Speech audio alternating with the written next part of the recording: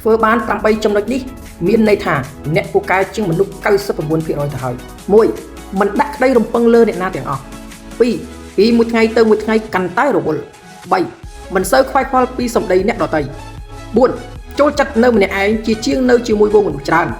5មានទំនុកចិត្តគ្រប់ពេលវេលាទោះក្នុងកលៈទេសៈណាក៏ដោយ6មិនសូវចាប់អារម្មណ៍រឿងអ្នកដទៃ7ស្ដាប់ច្រើនតែមិនសូវជឿ8ជួបបញ្ហាធំប៉ុណ្ណាក៏នៅបាយឆ្ងាញ់ដេកលក់ស្រួលដែរ